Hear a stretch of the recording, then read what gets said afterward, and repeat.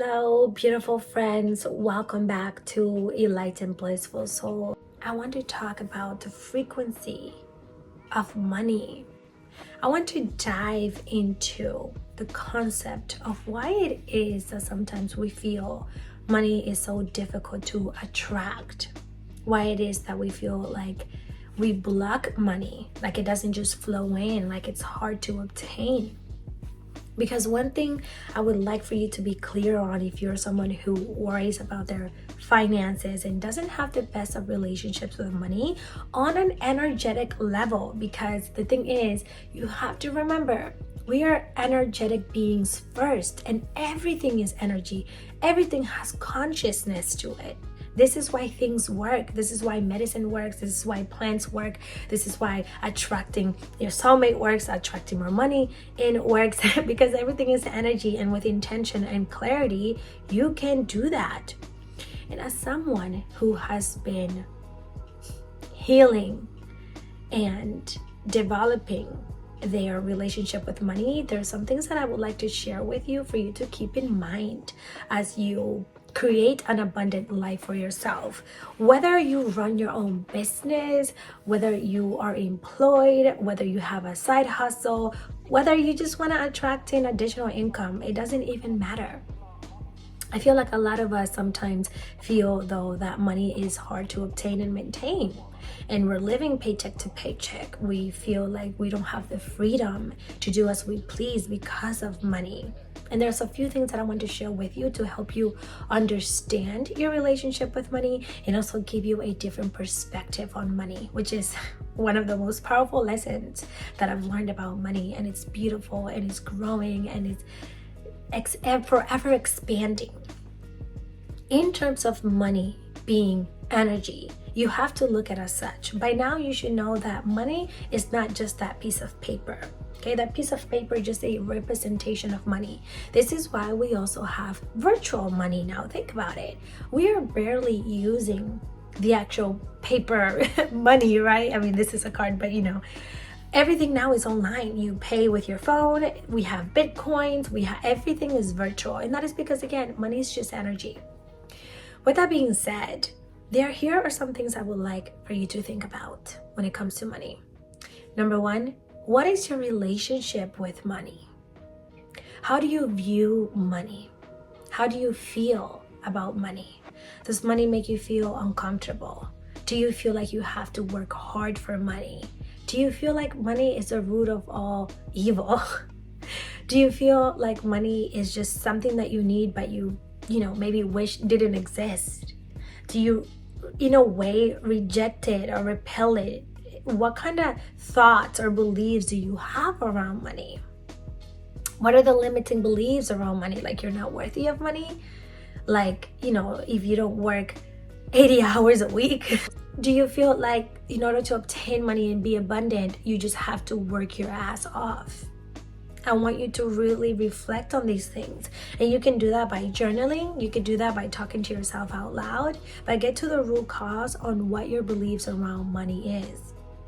Because that alone already creates a barrier, a blockage, a wall energetically against money from flowing in, because you're constantly in this mindset of money is hard to obtain. I have to work hard. I have to put in 60 hours a week.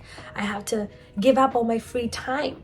I have to stay consistent and dedicated and just work to be able to make some good money.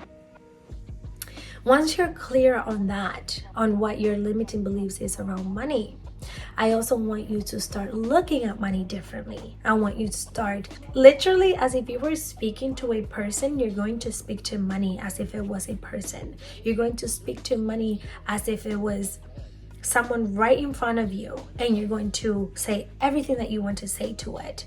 For example, for me, as I healed my relationship with money, it started off with me thinking that money was the root of all evil. And I blamed money for robbing me of my parents, because my parents have always been very hardworking people. They've spent hours and hours.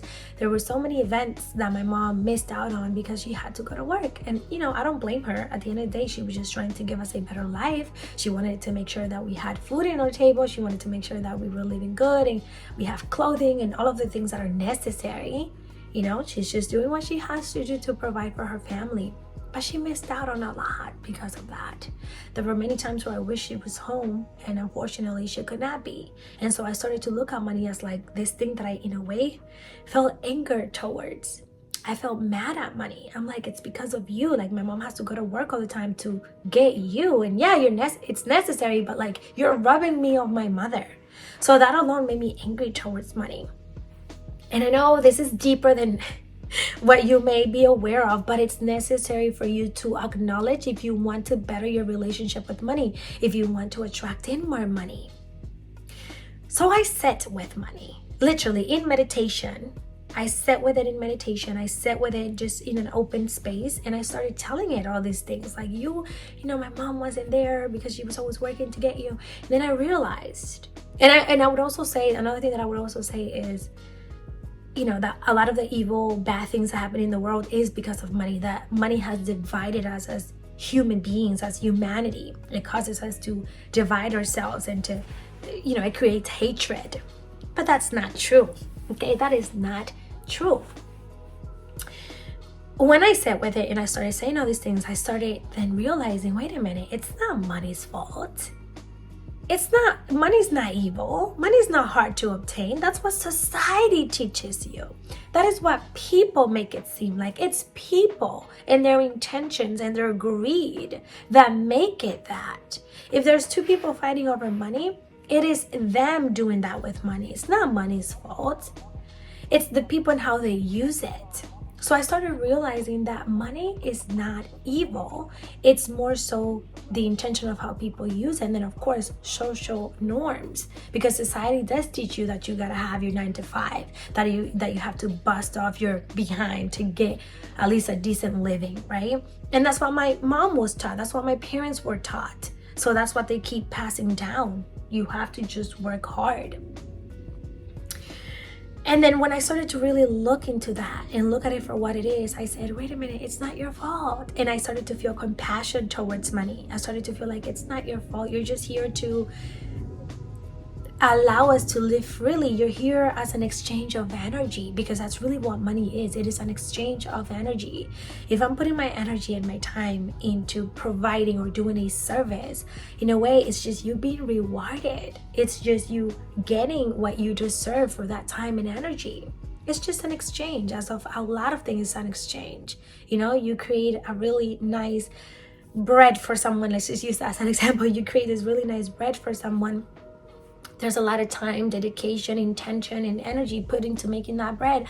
I might want to say, you know what? That was so kind and sweet of you for making this bread.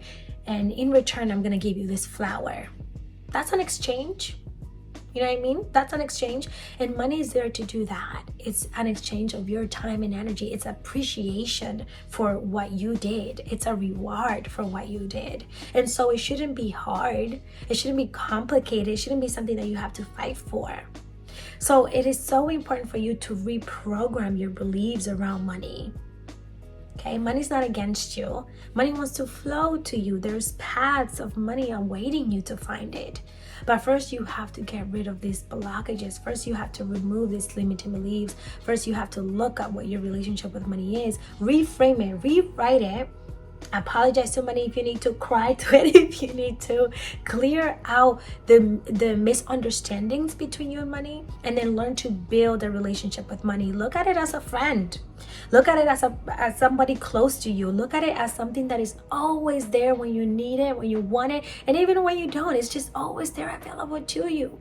You don't have to reach out for it. It just shows up every single moment and every single time that you need it. And even when you don't, it's just ready to bless you.